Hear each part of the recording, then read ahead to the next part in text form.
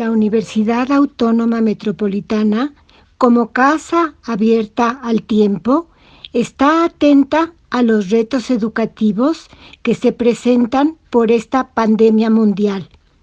Por ello, desea poner a tu alcance materiales audiovisuales que te ayuden a seguir estudiando y aprendiendo. Aquí te ofrecemos el curso Filosofía de Kant, que se imparte en nuestra licenciatura en Filosofía de la UAM, Unidad Iztapalapa. Vamos pues a darle continuidad. Estábamos hablando de que Kant toma la posición, parte de ciertos elementos que encuentra valiosos en la posición de la postura empirista, y yo lo había planteado en forma de un silogismo, cuya primera premisa mayor, es: la experiencia no ofrece necesidad de ningún tipo. Esa es una postura de Hume, esa es una clara postura de Hume. La segunda premisa, la premisa menor, dice: el principio de causalidad se origina en la experiencia. ¿Por qué? Porque para los empiristas todo conocimiento se origina en la experiencia. Y podríamos agregar, no nada más se origina, sino que además tiene su fuente allí, en la experiencia, tiene origen y fuente. Comienza la experiencia y allí mismo se queda.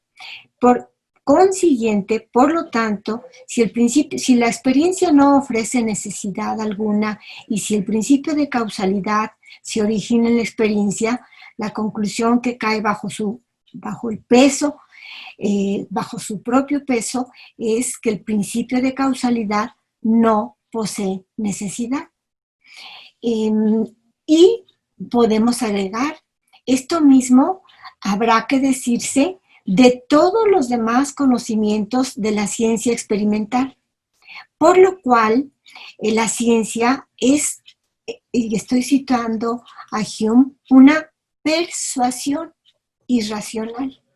La ciencia es feeling, la ciencia es hábito psicológico, la ciencia es costumbre, nada más.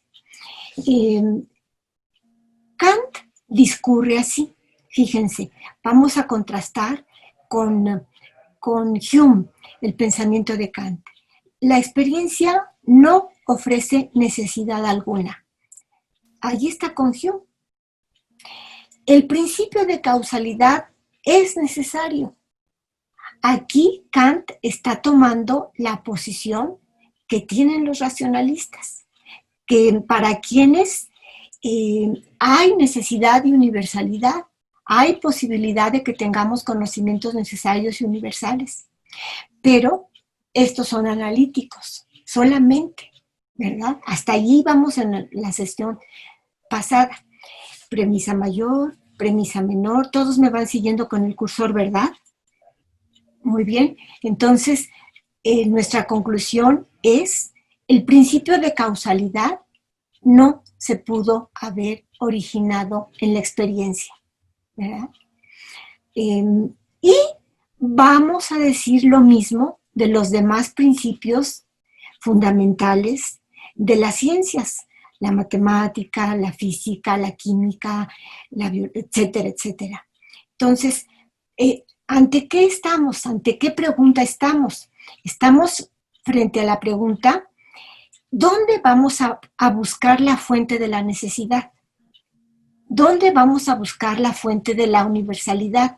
O si ustedes gustan, como preguntaba Saúl Nathan la sesión pasada, ¿estamos en un subjetivismo? Esto significa todo lo que hemos oído el día de hoy, nos decía antier Nathan, significa que estamos en un subjetivismo.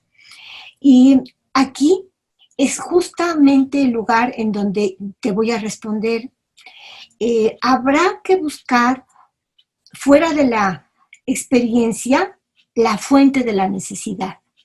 Aquí tengo un pequeñito horror y error ortográfico: a la fuente de la necesidad, ¿sí? Esto lo corrijo en un ratito. habrá que buscar fuera de la experiencia la fuente de la necesidad, la fuente de la universalidad, la fuente de la objetividad. Entonces, ¿dónde? Decía yo la sesión, para ya casi terminar, la sesión pasada, si no es fuera, parece muy claro que solo nos queda el sujeto. Y ahora, si yo me voy a remitir al sujeto, también voy a preguntarme, ¿por qué Kant dice que el principio de causalidad es necesario? ¿Por qué? ¿De dónde saca su premisa menor? ¿Cuál es el origen de esta premisa menor? El principio de causalidad es necesario. ¿Sí? Entonces, aquí mismo tengo yo el esbozo de una respuesta.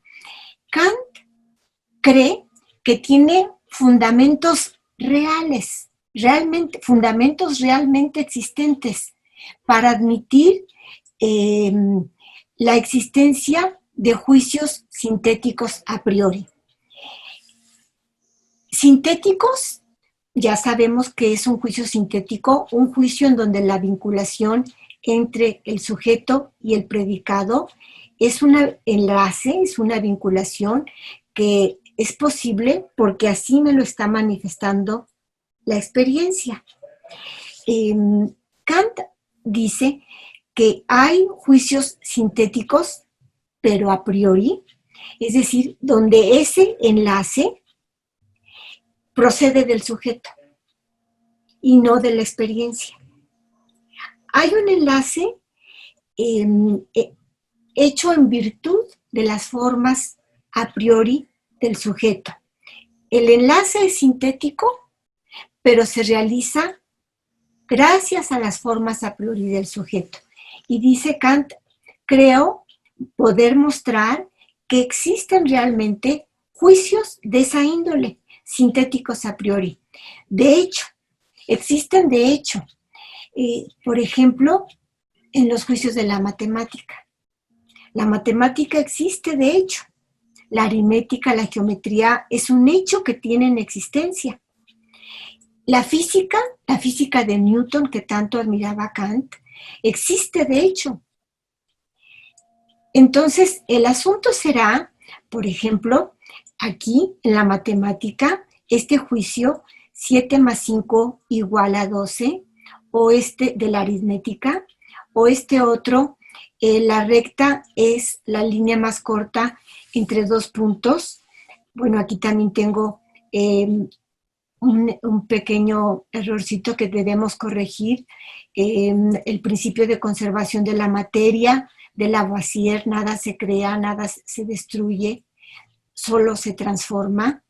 O la tercera ley de Newton, a toda fuerza-acción corresponde una reacción de la misma magnitud, pero de sentido contrario.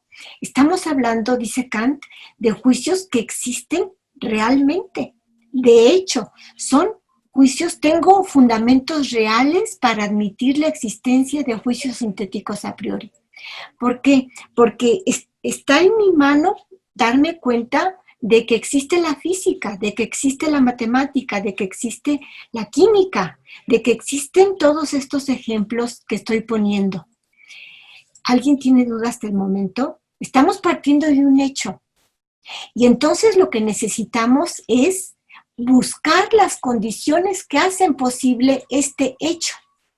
Buscar qué es lo que hace posible que existan conocimientos que pretenden universalidad, generalidad, que pretenden necesidad y además que nos dicen algo nuevo sobre la realidad. Porque efectivamente, hasta que nació Newton y trabajó Newton y estuvo pensando en la ley de la gravitación universal, hasta ese momento no sabíamos que los cuerpos se atraen en razón directa de sus masas y en razón inversa del cuadrado de sus distancias. No lo sabíamos. Esto es un conocimiento nuevo de la realidad. Es sintético. Pero además Newton pretende que esto no es belief, esto tiene necesidad. Todos los cuerpos se comportan así, ¿verdad? Entonces, partimos pues de hechos y lo que necesitamos es buscar la explicación, encontrar la explicación de por qué es posible que sucedan estos hechos. El hecho de la ciencia, el hecho de la existencia de la matemática, de la física, de la química. ¿Qué nos hace posible explicar la existencia de juicios sintéticos a priori como los que pretende exponer la matemática, la aritmética, la geometría, la física, la química? ¿Vamos bien? ¿Todo mundo me va siguiendo? ¿Nadie está perdido en el discurso? Perfecto.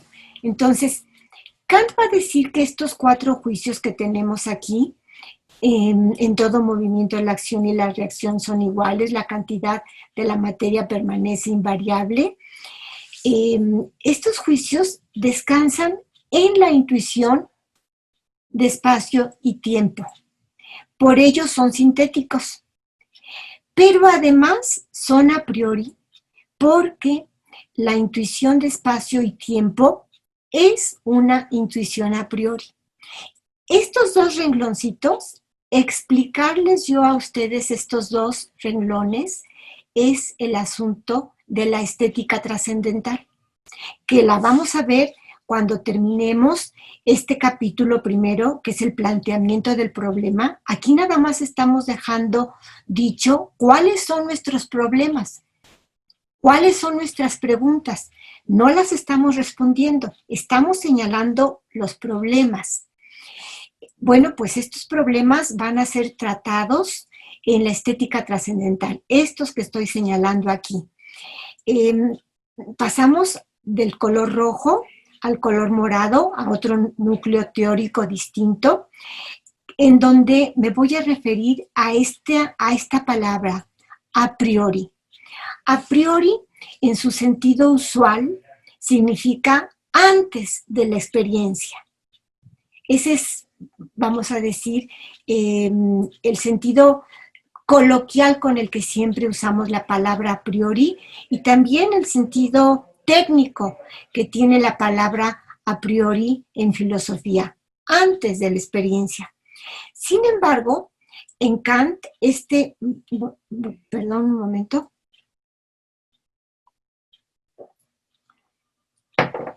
Este a priori es antes de la experiencia porque es condición de posibilidad de la experiencia.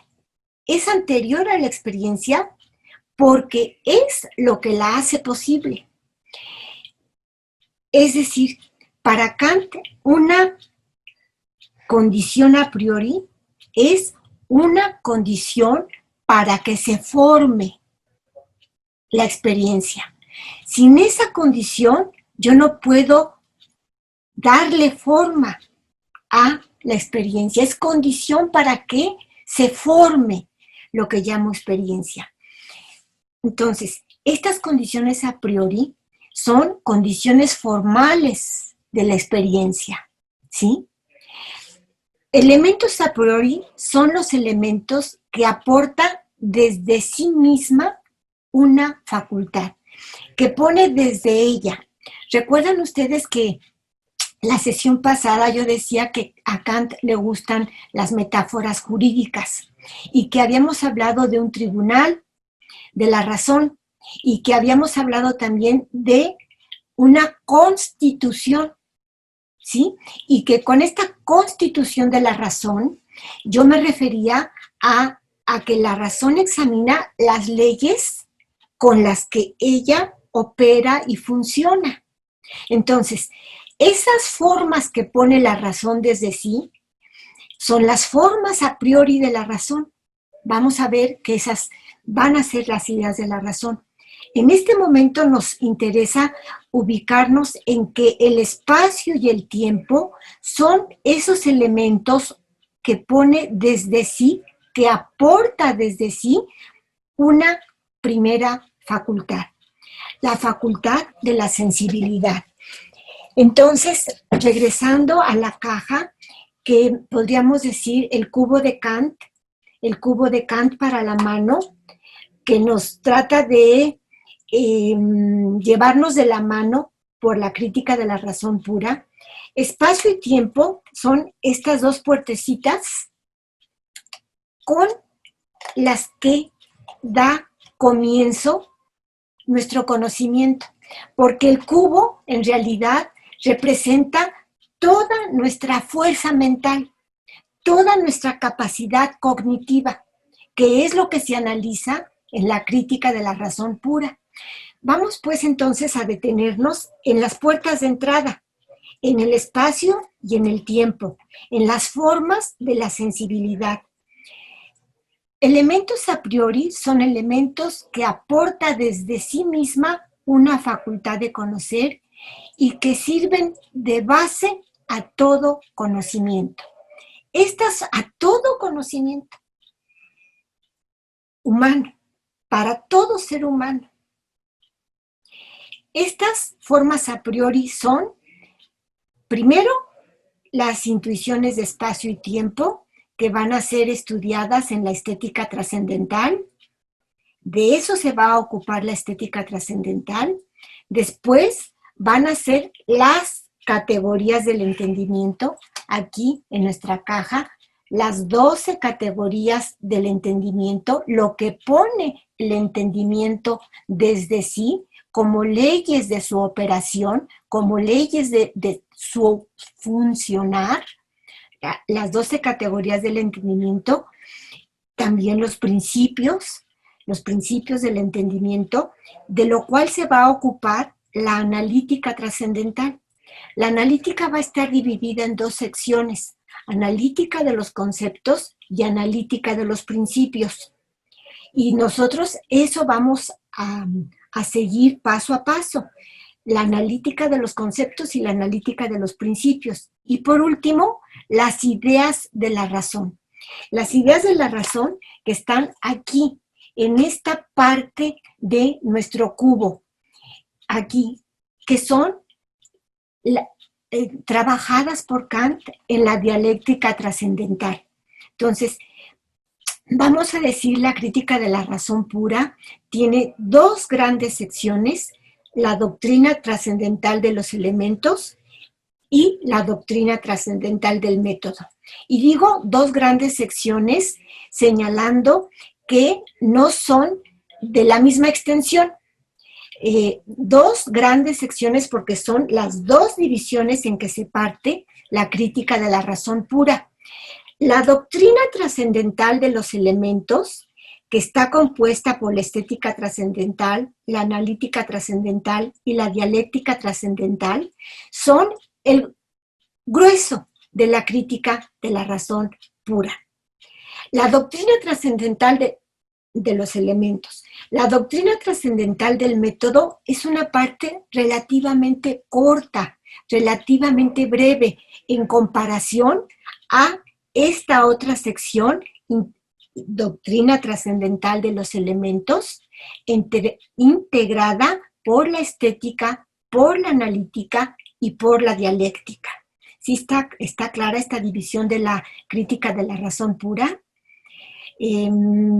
La próxima vez voy a tener a la mano, para no levantarme ahorita, de la biblioteca Kant, justamente, aquí, perdóname, aquí Rodrigo, fue Rodrigo quien nos preguntó las ediciones. Voy a tenerme a la mano la edición de la crítica de la razón pura de la biblioteca para físicamente señalarles. No me voy a distraer, está acá atrás de mí, pero no me voy a distraer en localizarla, para que vean la extensión en páginas, para que vean la diferencia entre la doctrina trascendental de los elementos, aquí, lo que estoy señalando con el cursor, y la doctrina trascendental del método. Bueno, entonces, fíjense, pasamos ahora a una parte en donde entra un color rojo. Estas formas a priori, ¿cuáles? Espacio y tiempo, categorías del entendimiento e ideas de la razón. Estas formas a priori son el objeto de estudio del idealismo trascendental. ¿De qué se va a ocupar el idealismo trascendental? Se va a ocupar de entrar en el sujeto para estudiar las leyes constitutivas de sus facultades. Esa es la tarea de la crítica de la razón pura, ¿sí? Va a hacer un doblez sobre de sí mismo, el sujeto, y va a buscar cuáles son las formas constitutivas con las que opera, con las que funcionan sus facultades cognitivas. Voy a usar una metáfora, puede que sea un poco burda, pero puede que lo ilustre. Miren, es mis lentes. Háganse de cuenta lo siguiente. La filosofía trascendental lo que va a hacer es no estudiar lo que yo veo con los lentes, sino va a estudiar a mis lentes. Va a ver de qué están hechos, de cuáles son los grados, cuál es la graduación de las lentes. Va a ver los elementos que me permiten ver como veo. Va a interrogar por qué el sujeto conoce como conoce. ¿Cuáles son las formas que hacen que el sujeto conozca de la manera en que conoce? Por eso dice aquí que estas formas a priori son el objeto de estudio de la filosofía trascendental.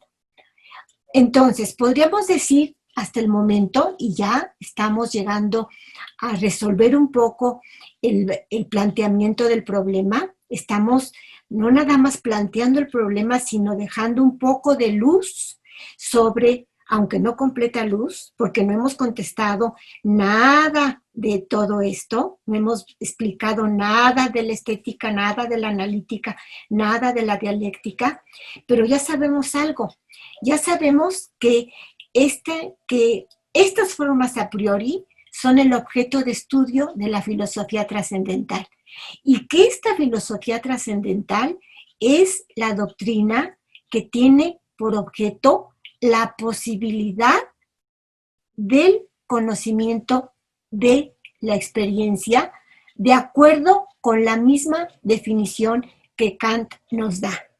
Y estoy citando Kritik der reinen Vernunft, B25.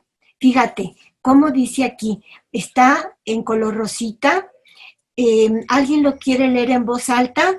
A sus compañeros, en lo que tengo mucha curiosidad de encontrar mi crítica de la razón pura, la de la biblioteca, en lo que me paso a echar una vistita para acá. ¿Alguien? Yo lo leo. ¿Owen?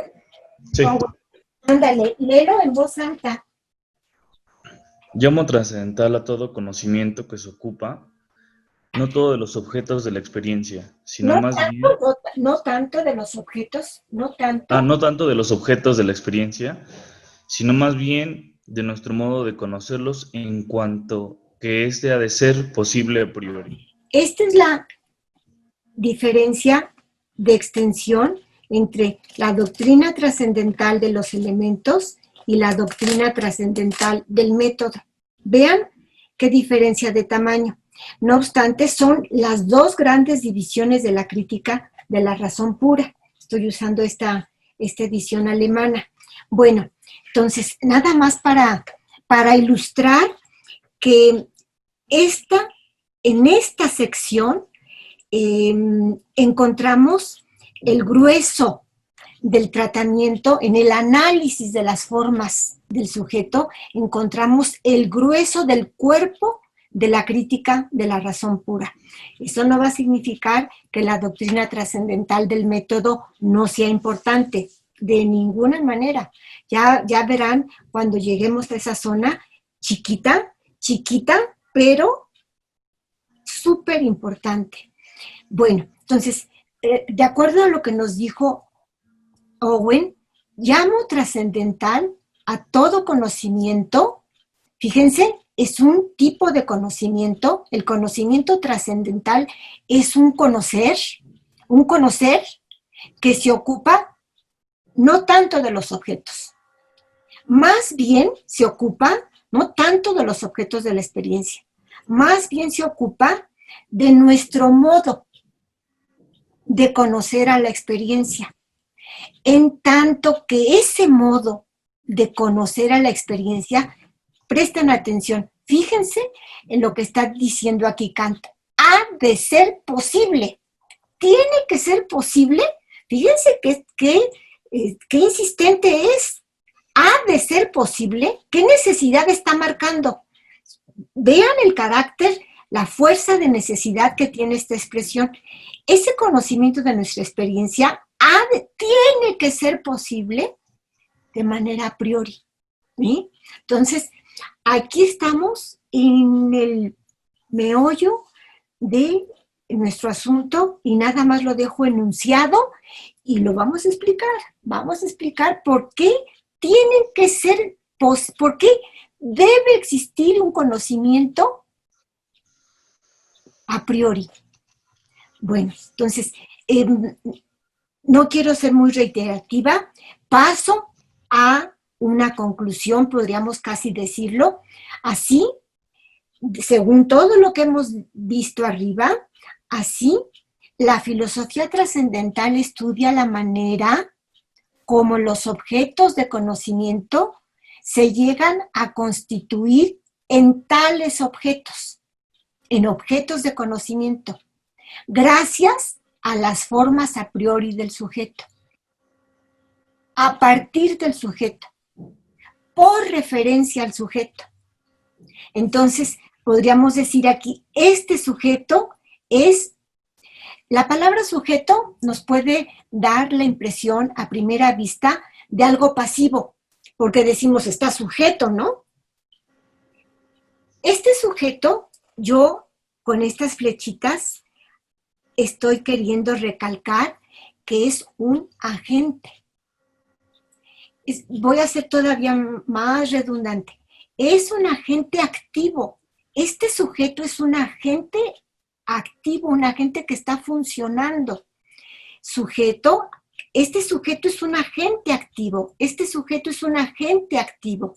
Entonces podríamos decir, la filosofía trascendental estudia la manera como los objetos de conocimiento se llegan a constituir en tales objetos de conocimiento gracias al funcionamiento de las formas de la gente que conoce. ¿Sí? ¿Todo el mundo me va siguiendo? Entonces, somos constructores del objeto de conocimiento. El sujeto es el agente que da forma al objeto de conocimiento. El sujeto es el agente, fíjense lo que voy a decir, que crea, pero a lo que crea no es al objeto tal cual, crea al objeto de conocimiento, crea al objeto en la manera en que es conocido por mí. ¿Está claro? Porque si decimos el sujeto crea al objeto, pues casi estamos diciendo el sujeto es un ser creador, ¿no? Y sería una cosa muy burda pensar que el sujeto es un ser creador, eso pues dejémoslo para un ser supremo o algo así. El sujeto sí es un ser creador, pero del objeto en cuanto conocido por el sujeto, en cuanto referido al sujeto. Entonces, aquí usamos otro color porque empezamos a entrar en un núcleo teórico distinto. La filosofía trascendental estudia la manera como los objetos de conocimiento se llegan a constituir tales gracias a las formas a priori del sujeto. Entonces, vamos a decir, cuidado, ojo, esta filosofía trascendental será también una oposición contra el psicologismo y el relativismo. El psicologismo, podríamos decir, de Descartes. Nathan, Saúl, ¿qué era tu pregunta? ¿Esta filosofía trascendental es un subjetivismo? Kant, al hacer tanto hincapié en este sujeto que es un agente que crea al objeto de conocimiento, ¿esto significa que estamos frente a una postura subjetivista? No. ¿Por qué no? Porque al contrario, lo que Kant va a querer hacer es mostrar de qué manera estas formas a priori no son unas formas psicológicas. Es decir, no son unas formas empíricas, no son unas formas que la psicología sigue en el proceso temporal de cómo se construye el conocimiento. No. No estamos hablando de formas psicológicas de conocer. Estamos hablando no estamos hablando de formas empíricas de conocer. Estamos hablando de formas a priori del conocimiento. Y al decir esto, estoy entrando en lo que Kant se comprometió a afirmar como pagaré. Decía yo en la sesión pasada, ¿verdad? Mostrar que existen elementos a priori, con los cuales, suponiéndolos, dándolos por existentes, podremos resolver los problemas que no ha podido resolver la filosofía hasta el momento. Entonces, dirá aquí Kant en Critique de reine Vernunft, dirá Kant en la crítica de la razón pura, en B78, que su filosofía no toma nada de la psicología. No estamos hablando de facultades en un sentido psicológico, empírico, sino que estamos hablando de facultades en cuanto a sus formas a priori. Queda, lo sé, todavía nebuloso. ¿Qué es una forma a priori? Lo sé.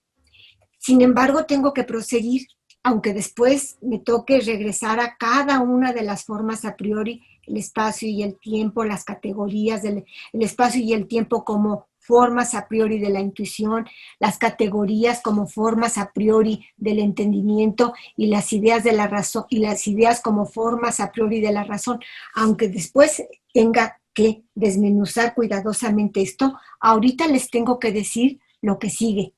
A estas formas les corresponde una materia, que es sobre lo que va a trabajar la forma, sea la que sea de cualquiera de las facultades, sensibilidad, entendimiento, razón, imaginación, etc. A estas formas les corresponde una materia. Por eso está en rojo. Fíjense, materia es lo múltiple y lo variado de la sensación. Lo múltiple, lo caótico de la sensación. El material bruto de mis impresiones sensoriales que me están afectando en mi facultad receptiva. ¿Por qué digo receptiva y digo facultad? Si hace rato yo dije que las facultades son activas. Sí, son activas, pero activas sobre una materia. Su actividad se aplica a una materia. Entonces, esta materia es lo que recibe cada una de nuestras facultades. La materia es el elemento empírico, el elemento a posteriori del conocimiento. La materia es lo caótico, lo que en sí mismo carece de orden, lo que es informe hasta que no es elaborado por las formas a priori del sujeto, hasta que no es informado, hasta que no toma la forma que le otorgan las formas a priori del sujeto. ¿Sí? Entonces, importante, frente a la materia, nuestro comportamiento es pasivo, es receptivo. ¿Qué está queriendo decir Kant con esto? Más bien dicho, bueno, le voy a decir por contraste a lo que va a pasar posteriormente cuando Hegel considera que lo real es lo conceptual y que lo conceptual es lo real. Lo que Kant está diciendo al decir que frente a la materia nuestro comportamiento es pasivo y receptivo, lo que está diciendo es que el sujeto no es absolutamente activo de modo tal que todo lo real sea lo que el sujeto construye, todo lo real es lo racional y todo lo racional sea lo real. No. Significa que esta filosofía trascendental es una filosofía, es un idealismo de límites. Sí, es un idealismo, pero no un idealismo absoluto, a la Hegel, a la manera de Hegel. Es un idealismo que reconoce que hay un material que él no pone. Hay un material frente al cual él es pasivo, él es receptivo. Si frente a la materia nuestro comportamiento es receptivo, con las formas nuestro comportamiento es activo, espontáneo. Este es un elemento importante porque por eso decía yo acá arriba que esta referencia al sujeto es más bien referencia a un agente activo, a un agente que está trabajando, a un agente que está en funciones, a un agente espontáneo, a un agente que pone desde sí, por eso dice Kant espontaneidad, que pone desde sí ciertos elementos para darle forma a una materia que le afecta. Entonces no estamos en modo alguno frente a un idealismo absoluto. ¿Estamos claros? ¿Hay por el momento preguntas o dudas? Ninguna.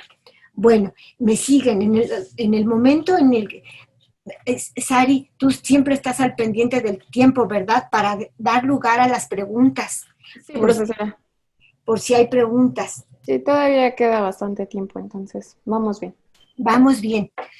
Bueno, entonces fíjense, empezamos con un color, transitamos ahora a un color azul que tiene elementos rojos. Vean, dice, la materia es el elemento empírico o a posteriori del conocimiento porque, cito, el primer rengloncito de la crítica de la razón pura, el que está con números arábigos, que ya no es el prólogo, que como les decía antier, los prólogos siempre van en romanos.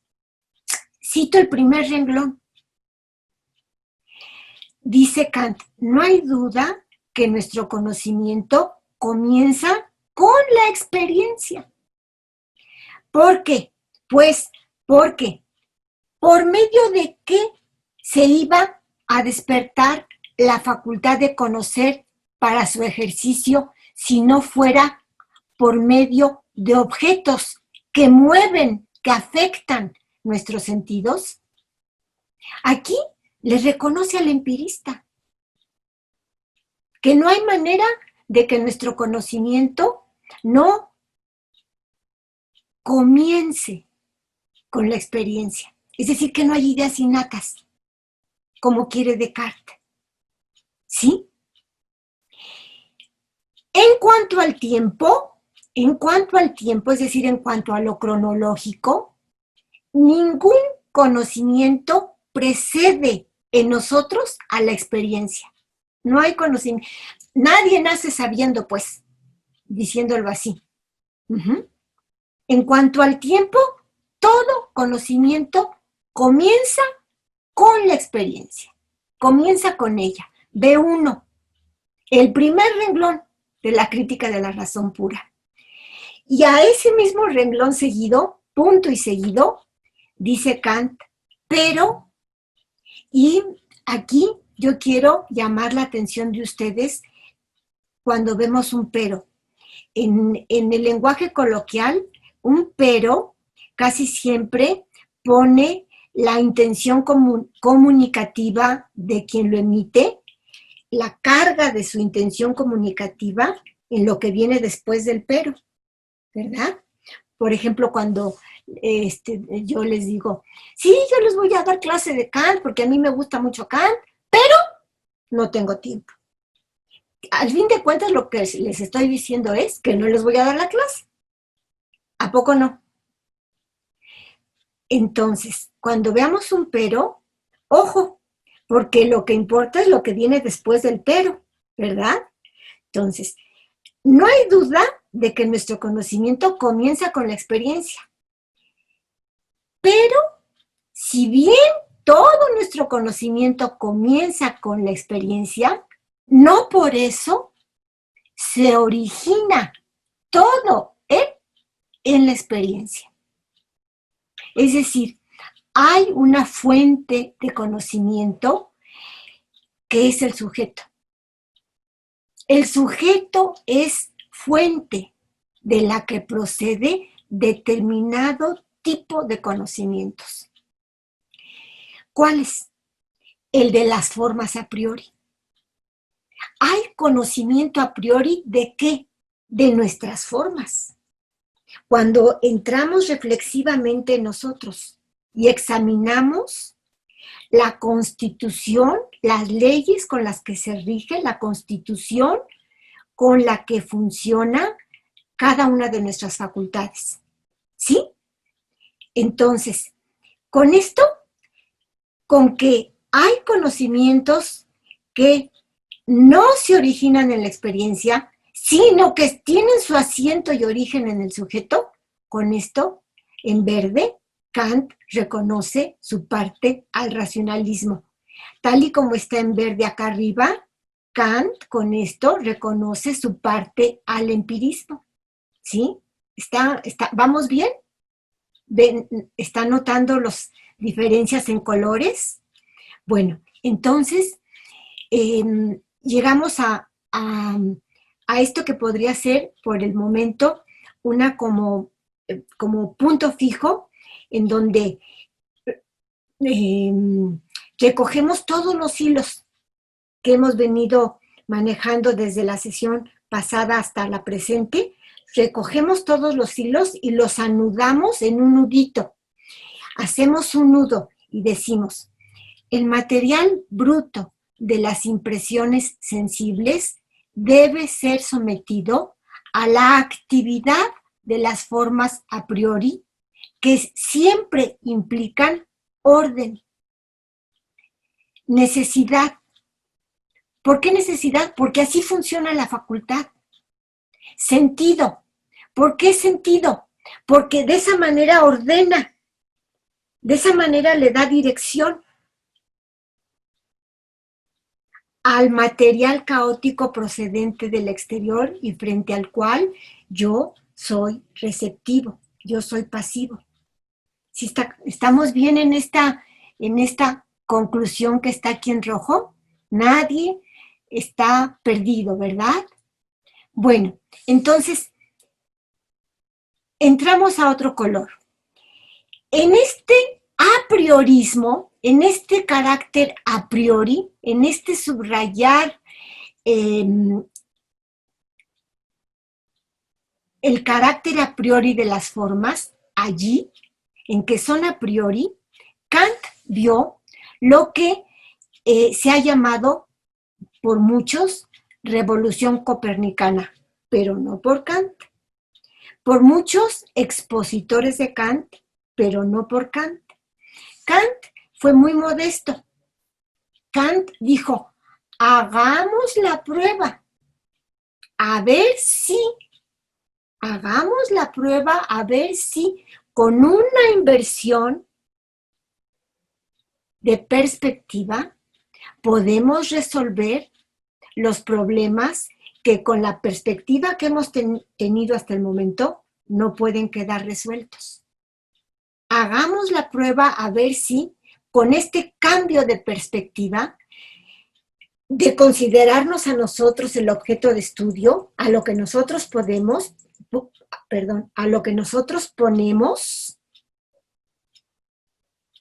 a ver si con esta vuelta hacia el sujeto, con este cambio de perspectiva, a ver si con esta manera de enfocar al objeto a partir de lo que el sujeto pone en el objeto de conocimiento, podemos resolver los problemas que hasta el momento nos quedan sin resolver, ¿sí? A esto Kant le llamó inversión copernicana. Hagamos la prueba a ver si con esta inversión, pero todos la conocemos como revolución copernicana. Y la conocemos como revolución porque la verdad sí fue una revolución en filosofía, sí, fue una auténtica revolución. Y pues está bien que se le llame revolución copernicana, aunque, como repito por última vez, Kant no usó ese término y muy modestamente dijo, hagamos la prueba a ver si con un cambio de punto de vista. Bueno, entonces, esta inversión copernicana tiene dos vertientes. Ya esto lo había empezado a señalar la sesión pasada. Primera, es un examen crítico del conocer. Y segunda, es una fundamentación de la posibilidad de la metafísica. Suele decirse que Kant fue un destructor de la metafísica, que Kant le hizo una tumba a la metafísica, que con Kant se acabó la metafísica. Pero yo creo que no. Yo creo que eso que decimos Kant cavó una tumba para la metafísica, yo diría más bien Kant construyó un altar para la metafísica. Pero eso lo vamos a justificar un poco más adelante. Por el momento nada más vamos a decir esto. Estamos frente a dos vertientes en esta inversión copernicana. La de hacer un examen crítico del conocimiento y la de dar fundamentación a una posible metafísica.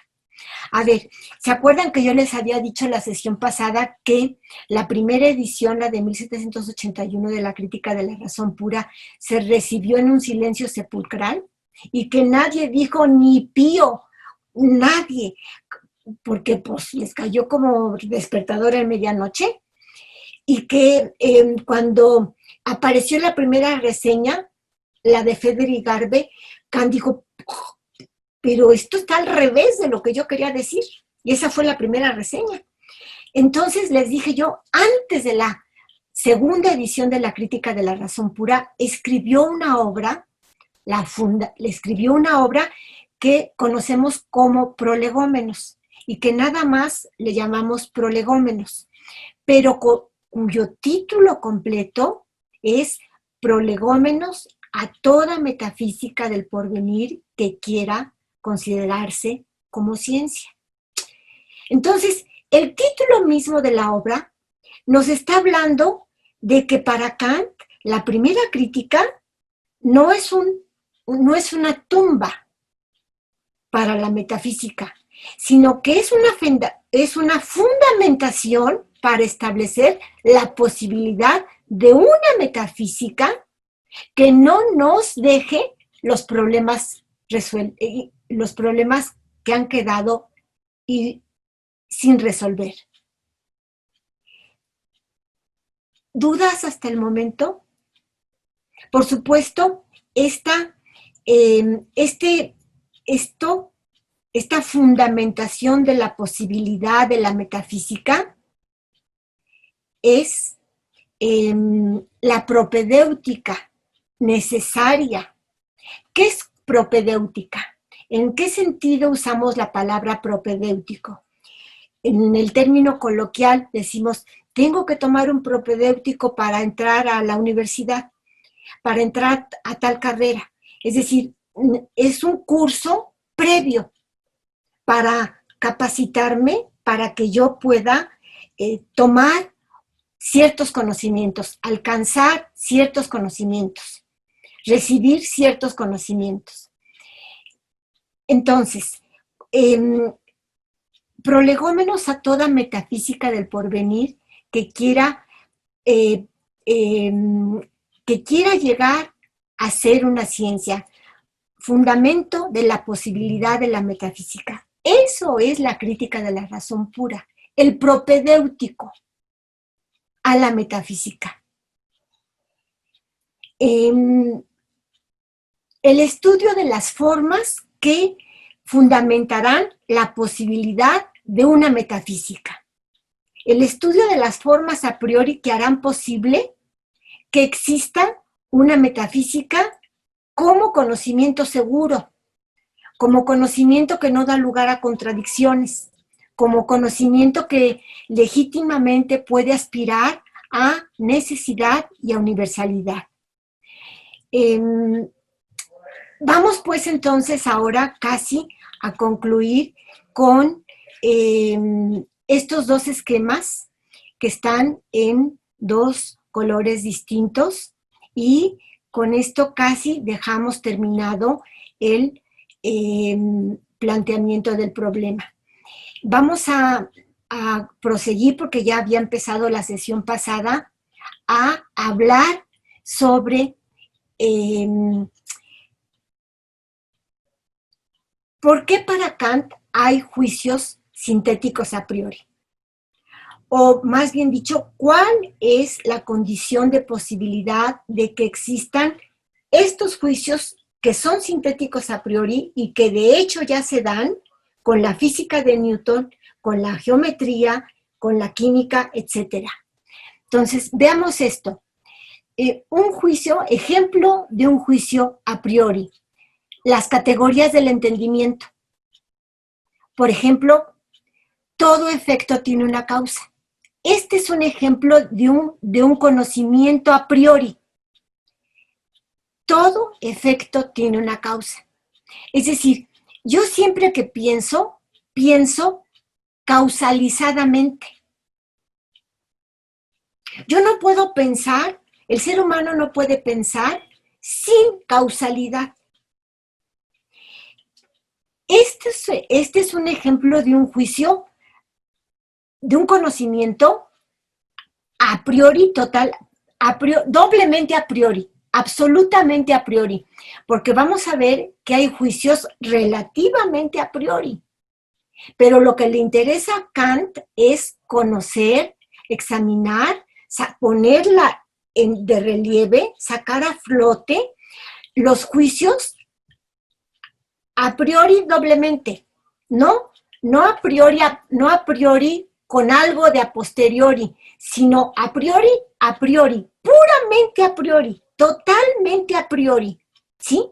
A ver, voy a poner un ejemplo para hablar de juicios absolutamente a priori y para acabar de ilustrar como ejemplo de un juicio absolutamente a priori, el principio de causalidad, todo efecto tiene una causa. Vamos a suponer que a cualquiera de nosotros se nos dice, se está construyendo una piscina en tal lugar. Tiene tanto de largo por tanto de ancho y tanto de profundidad. Y el tubo de agua que surte a la piscina arroja tantos litros de agua por segundo. Y la persona que está construyendo la piscina nos dice, yo quiero inaugurar la piscina, así es que quiero que me digas qué día va a estar llena la piscina para yo presentarme a inaugurar la piscina. Bueno, pues ustedes que saben geometría, que saben aritmética, que saben, hacen el cálculo del volumen y le dicen al dueño de la piscina, preséntate tal día.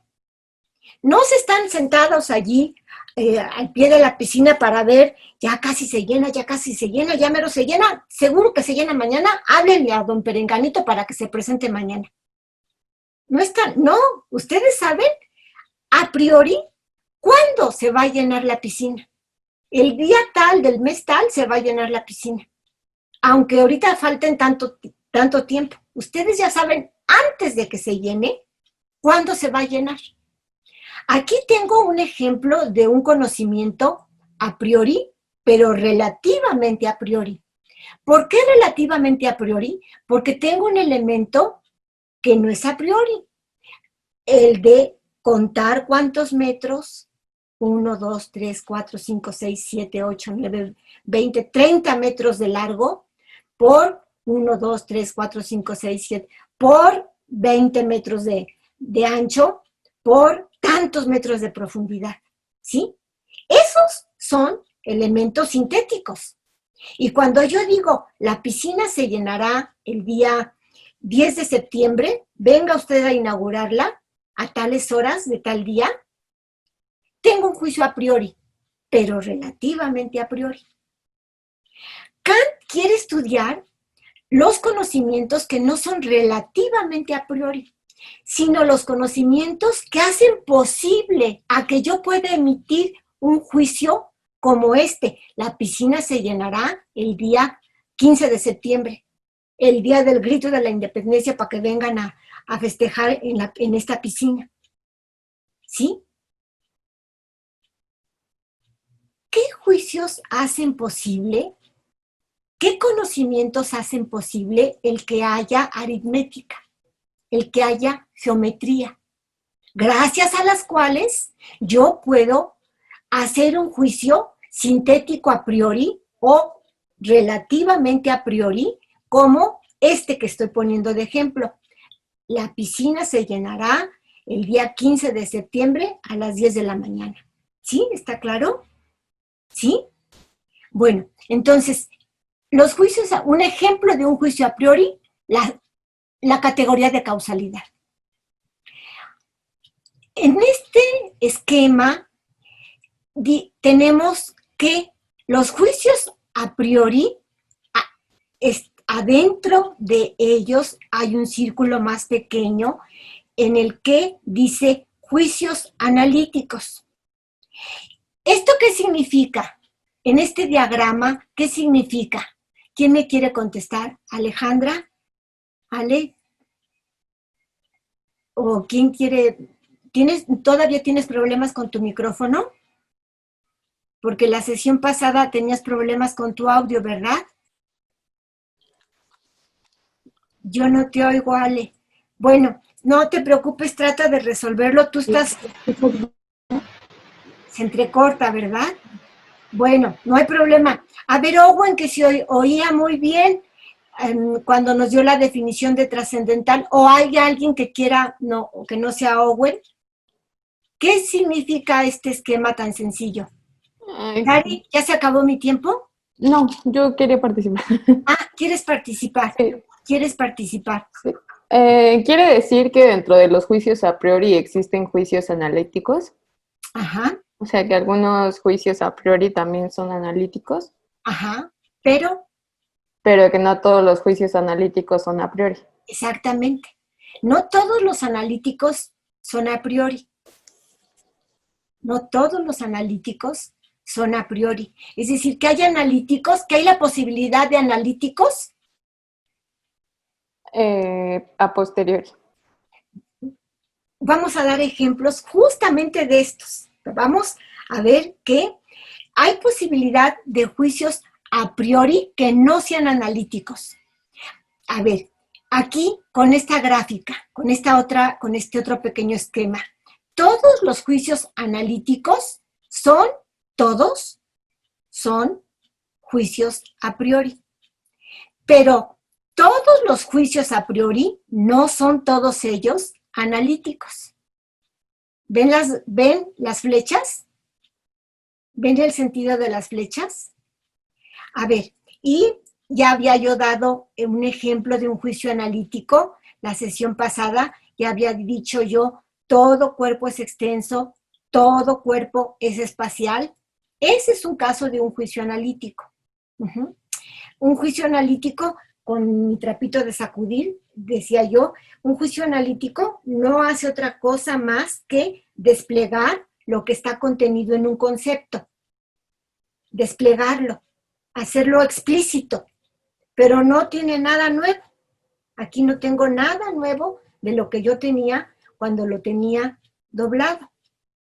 Bueno, entonces, vamos ahora a lo siguiente. Todos los juicios a posteriori son sintéticos, pero no todos los juicios sintéticos son a posteriori. Veamos acá arriba. Todos los juicios analíticos son a priori, pero no todos los juicios a priori son analíticos. ¿Sí? Veamos acá abajo. Todos los juicios a posteriori son sintéticos, pero no todos los juicios sintéticos son a posteriori. Es decir, que hay juicios sintéticos a priori. ¿Sí? Esto es lo que va a mostrarnos Kant. ¿Cuáles son las condiciones que hacen posible que haya juicios que son sintéticos, pero no son a posteriori, sino que su síntesis es a priori? A ver, por ejemplo, juicios sintéticos. Este plato es redondo. Este plato es redondo.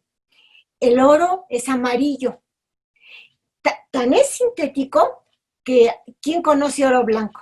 Les aseguro que algunos de ustedes, si se mueven en ese ámbito de joyas, o pueden decir, pues hay oro blanco, hay oro anaranjado, hay rosa, o decir esta orquídea es blanca, pues es un juicio blanca con rosita, es un juicio que es sintético y a posteriori. Es un juicio que, en el que hago la síntesis entre el color y el objeto solo porque la experiencia me lo permite. El plato es redondo. A ver, incluso yo podría hacer juicios sintéticos así en mi imaginación. La montaña es de oro. La luna es de queso.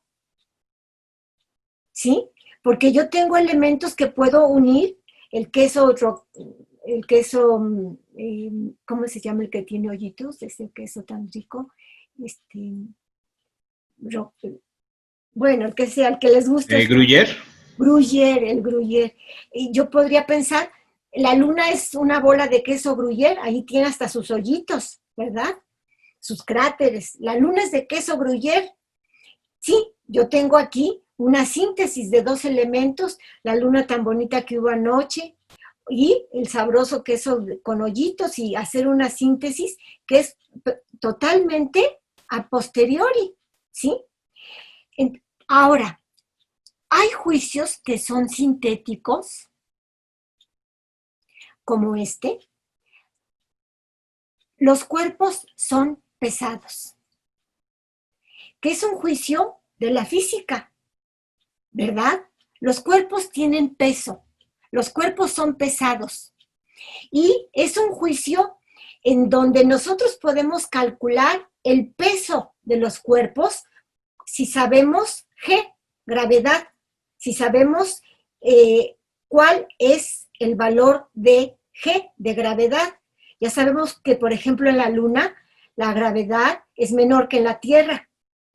Y que por eso, si tú das un pasito, por chiquito que sea, es como si brincaras, porque los objetos pesan menos, porque hay menos gravedad, porque tiene una dimensión más pequeña, tiene un volumen más pequeño, la Luna, que la Tierra. Ya sabemos que en Júpiter, lo que aquí es una plumita, allá pesa toneladas, ¿verdad? ¿Por qué? Porque G vale más, ¿sí? ¿Estamos de acuerdo? Entonces, Aquí, que los cuerpos sean pesados es un juicio que yo lo sé solamente por la experiencia, a posteriori. Pero cuando yo sé qué peso tiene un cuerpo, cuando la física me dice fuerza es igual a masa por aceleración, cuando yo hago una ecuación en física para determinar qué peso tendrá o qué velocidad tendrá o con qué caída, con qué velocidad, con qué tiempo empleará un cuerpo en caer, estoy haciendo juicios sintéticos, pero que tienen necesidad. Tal y como era necesario que el 15 de septiembre se llenara la piscina.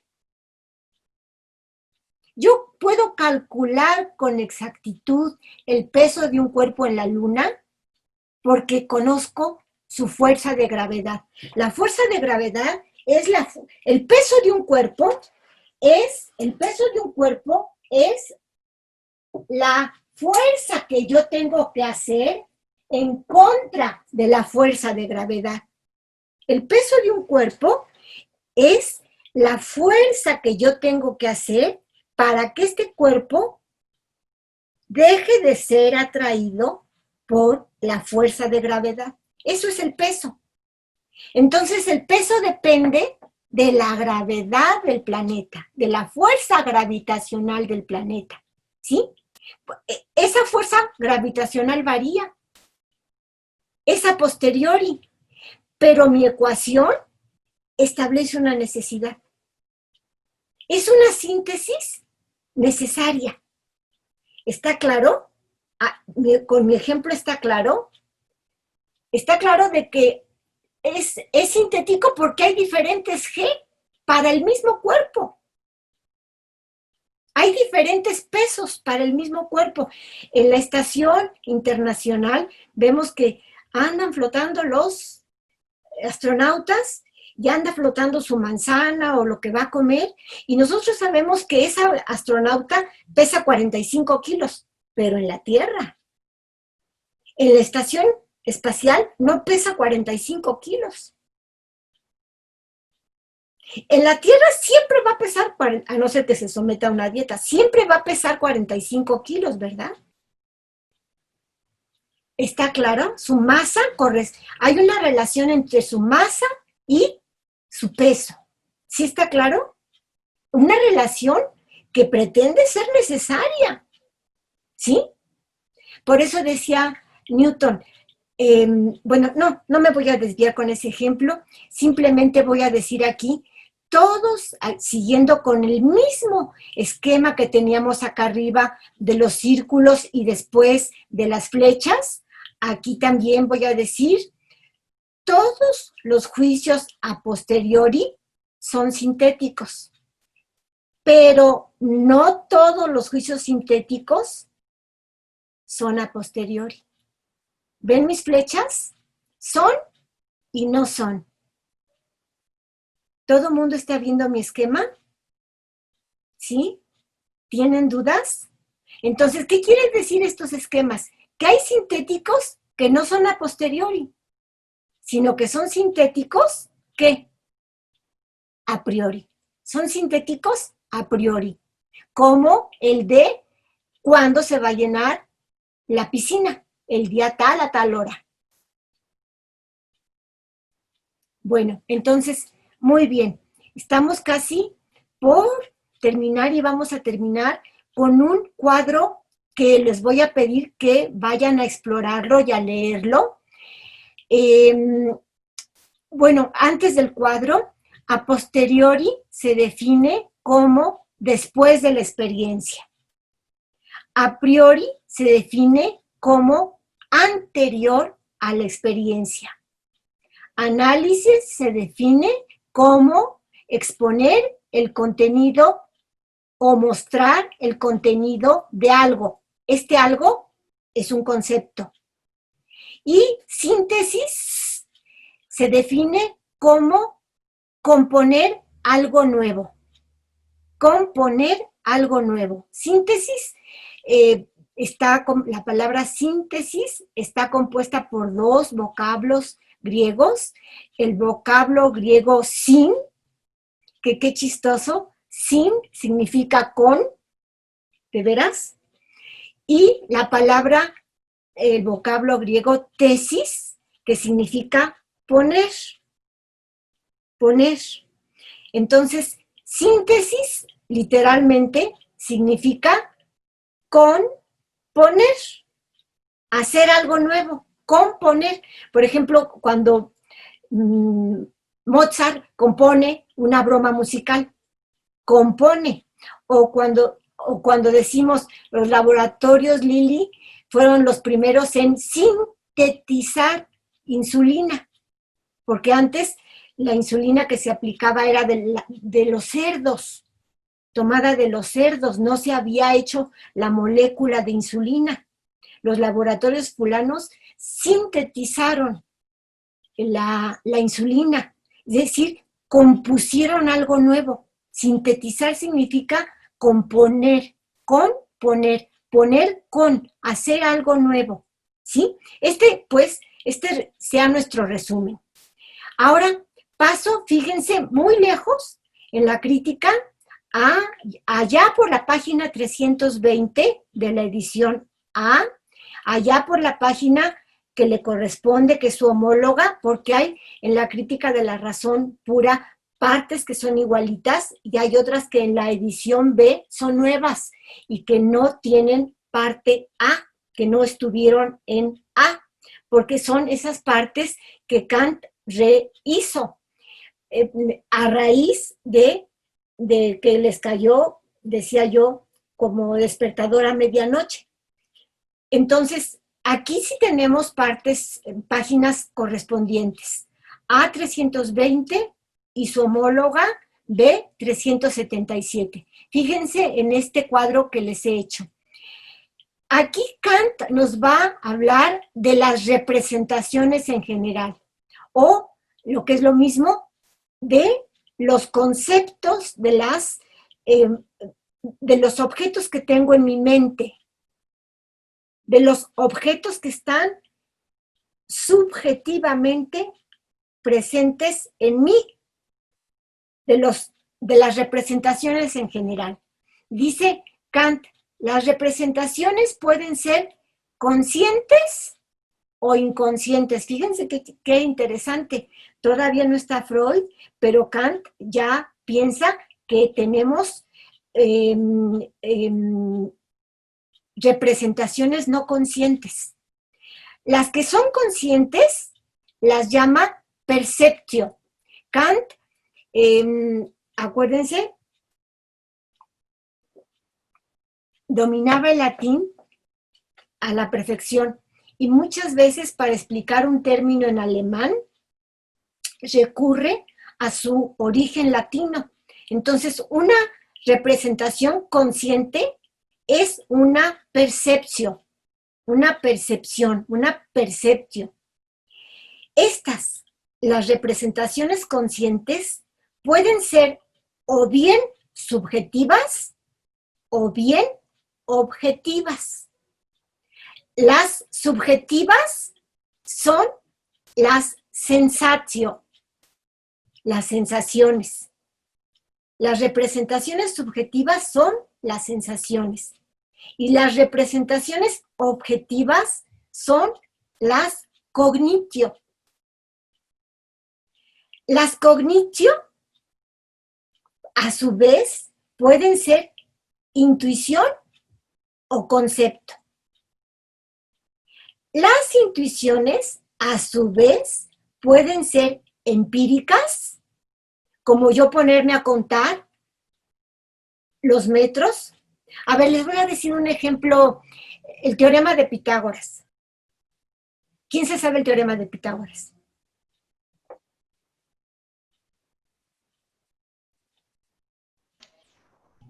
Pues es cateto opuesto y cateto adyacente e hipotenusa, ¿no?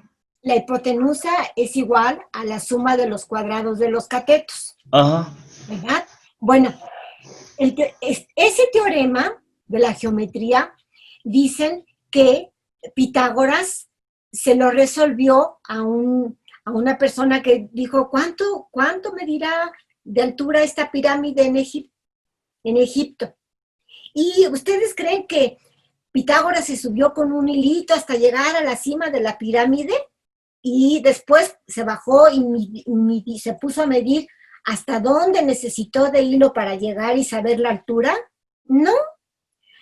Lo que hizo Pitágoras es ese teorema, ver la sombra que proyectaba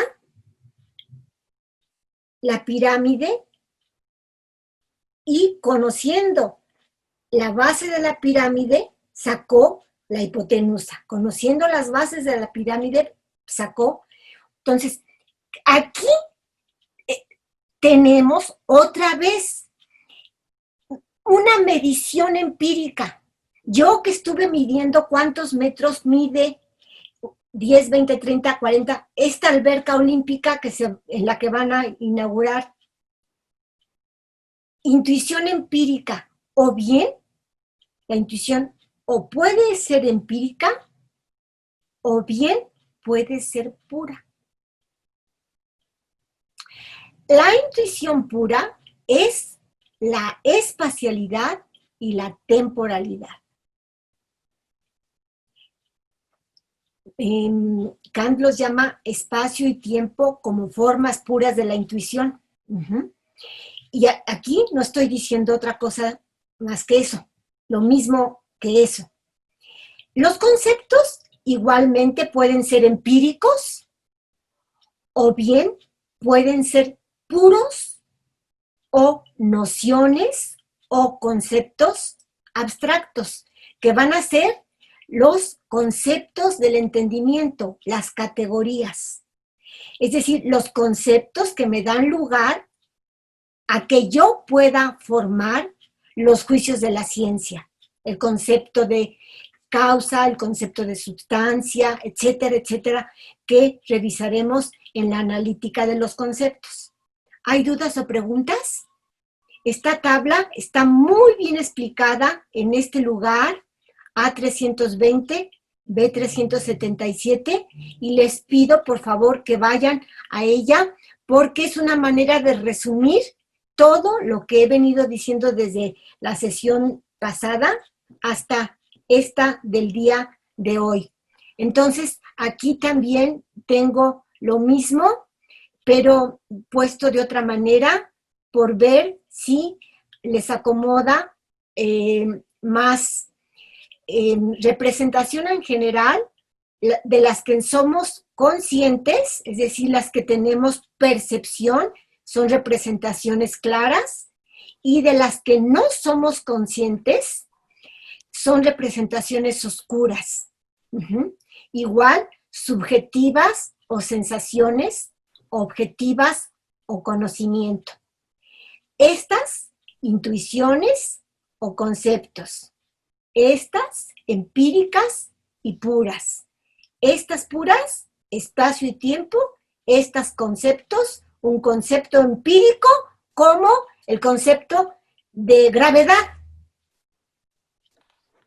como el concepto de peso, como el concepto de masa, como el concepto de aceleración, cualquiera de estos conceptos o definiciones que maneja la física.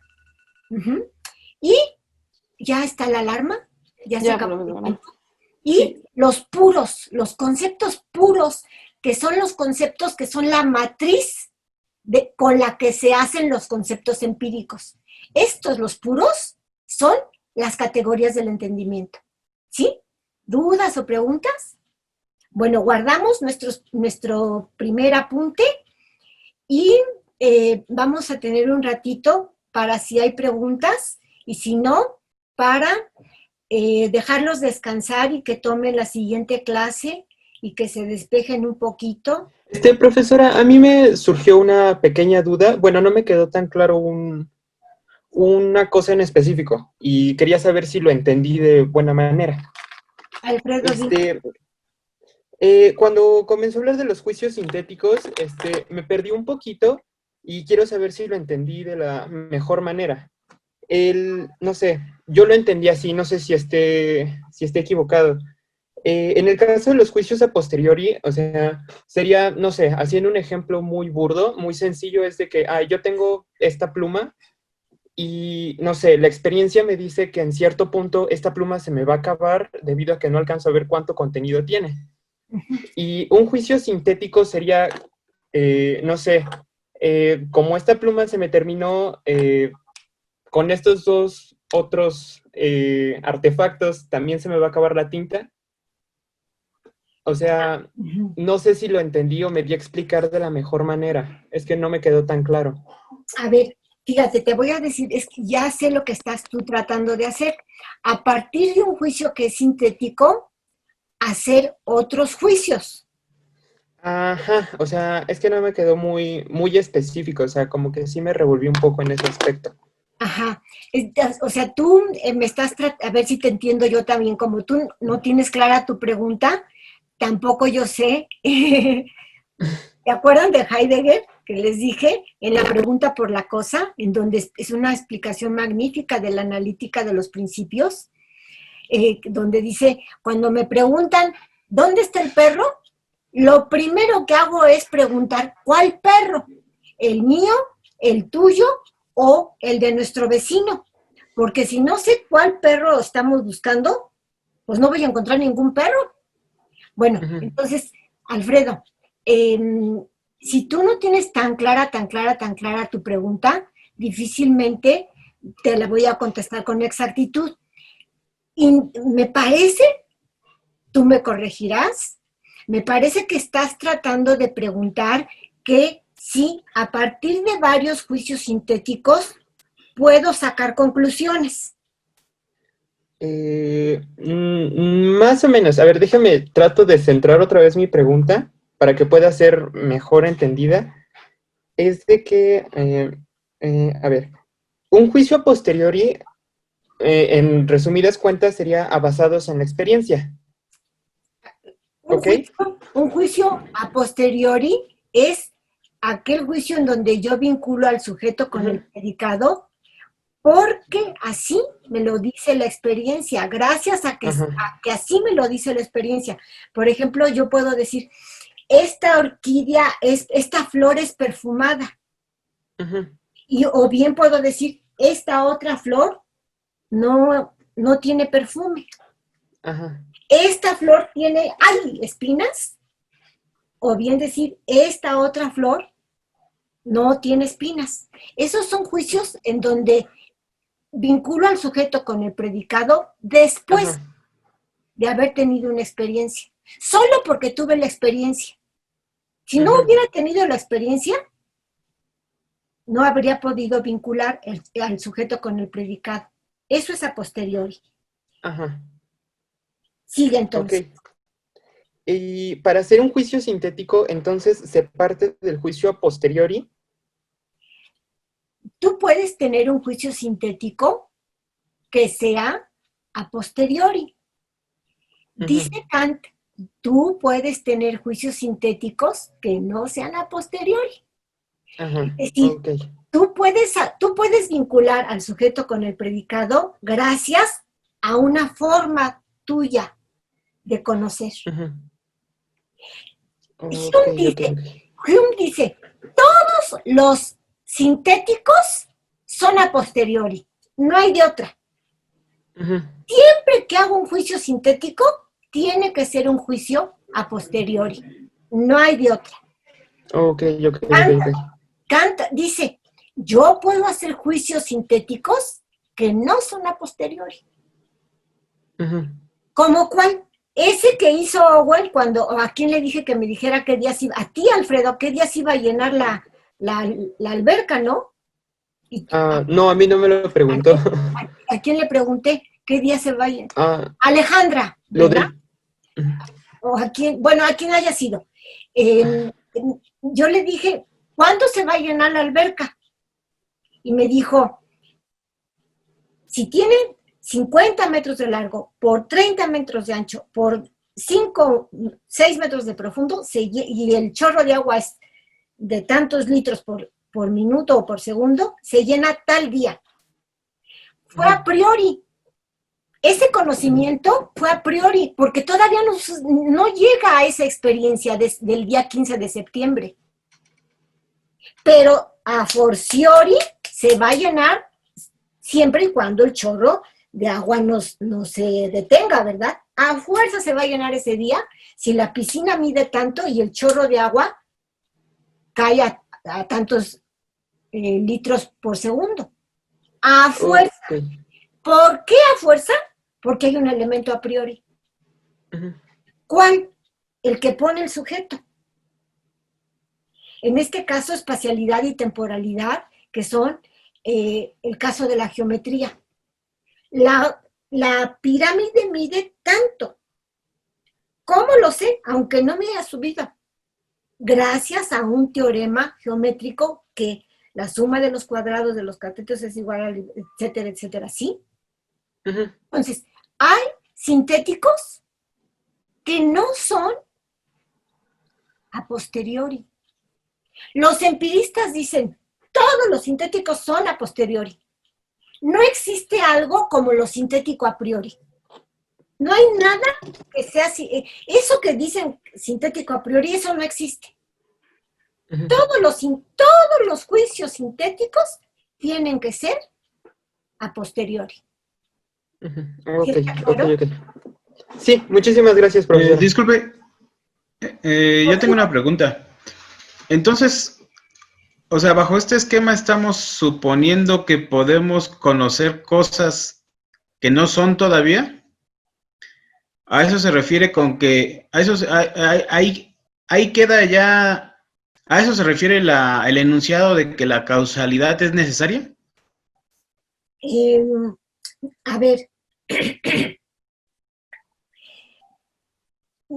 sí, yo te podría dar una respuesta afirmativa diciendo sí. Cuando yo digo que acá, en el ejemplo que yo había utilizado, un ejemplo a priori, todo efecto tiene una causa, el principio de causalidad. Y tú dices, este principio me permite prever algo que va a ocurrir. ¿Por qué? Porque si yo conozco la causa, puedo saber el efecto. Porque, a ver, vamos a decirlo de esta manera, porque mi conocimiento se realiza causalizando. Yo no conozco, yo no puedo conocer si no causalizo, si no substancializo, si no operan todas y cada una de las categorías del entendimiento, que son esos conocimientos a priori, doblemente a priori, absolutamente a priori, no relativamente a priori.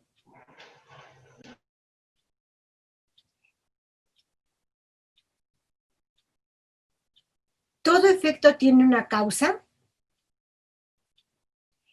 es decir, el principio de causalidad, me permite decir que a fuerza, primero tengo que jalar la cadena o el lazo y después sonará la campana. Es decir, Hume dirá, tú lo único que sabes es que primero sucede una cosa y después sucede otra. Pero tú no puedes, por esta sucesión, de allí pasarte a decir que lo primero es causa de lo segundo. Tú solo puedes detectar empíricamente que primero hay una cosa y después hay otra.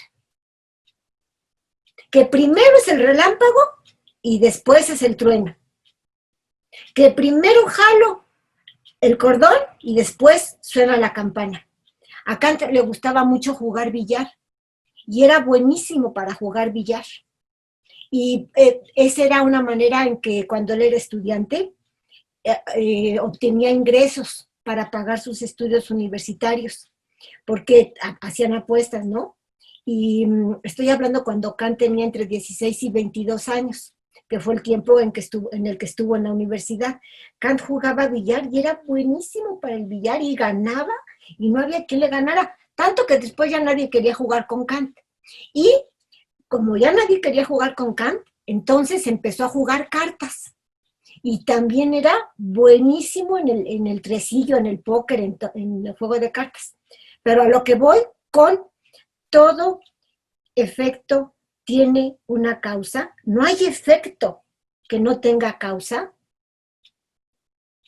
A lo que voy es que así como primero jalo el cordón y después suena la campana, así como primero es el relámpago y después es el trueno, el sonido del trueno, así también primero pega la bola y después se mueve.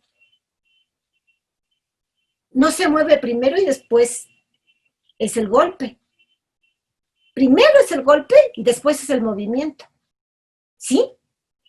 Entonces aquí estoy marcando una necesidad en algo que es sintético. Si el enlace es sintético, pero es necesario, es un enlace que no puede ser a posteriori. Es un enlace que tiene que ser a priori. ¿Sí está claro? Primero llueve y después la calle se moja.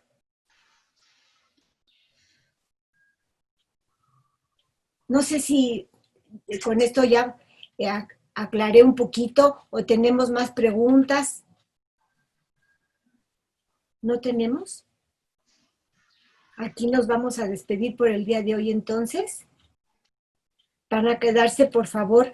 Ahora sí les prometo, no se van el fin de semana sin que tengan sus 2 videos con sus correspondientes apuntes y para que lean, por favor, también lo que está marcado como lecturas, que esas lecturas, ya dije yo, son para quienes tienen por primera vez su acercamiento a Kant, que varios de ustedes están en esa situación, que es la primera vez que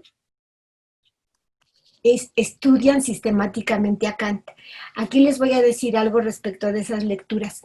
Esas lecturas están tomadas algunas de ellas, gran parte de ellas, son lecturas de un gran filósofo español, conocedor de Kant, el primero que tradujo del alemán al español los textos de Kant, Manuel García Morente.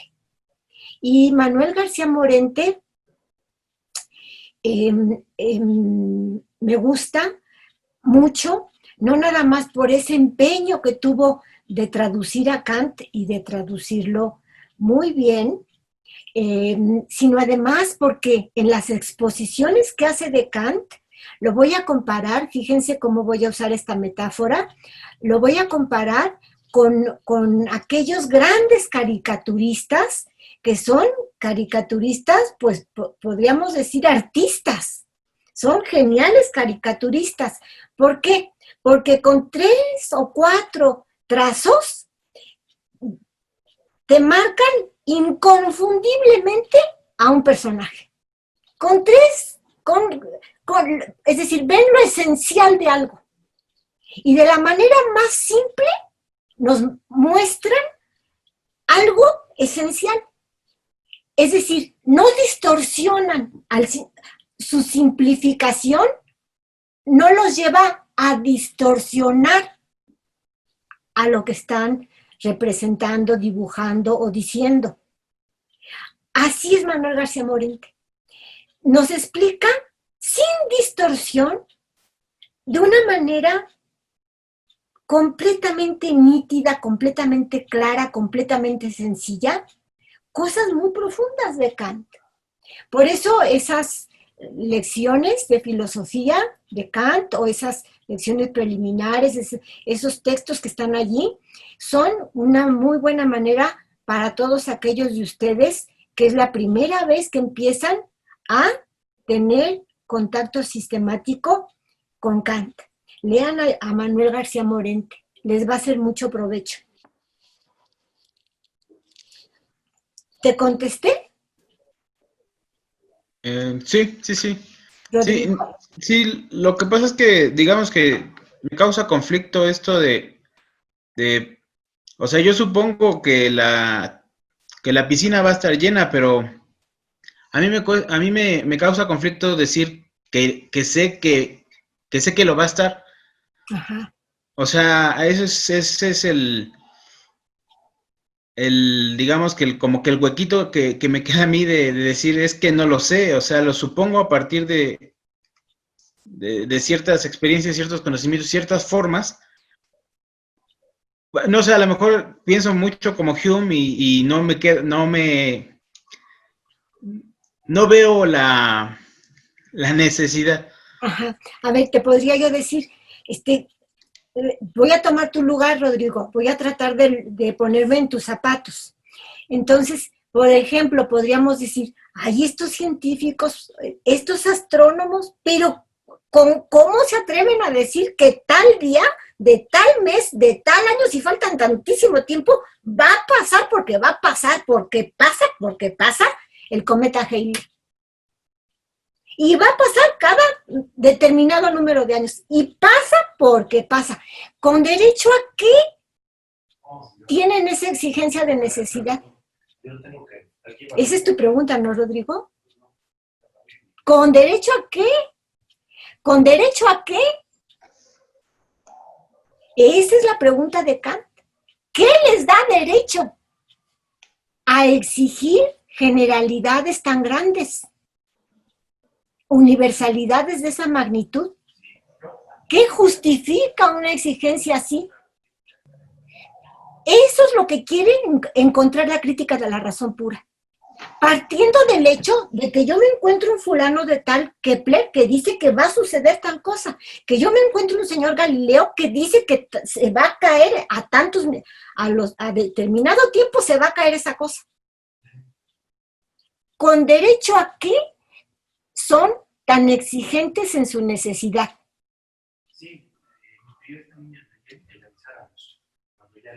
Yo creo que sí, Kant explica esta fundamentación, es decir, nos da la razón de con derecho a qué, nos dice cuál es el derecho que les permite exigir esta necesidad.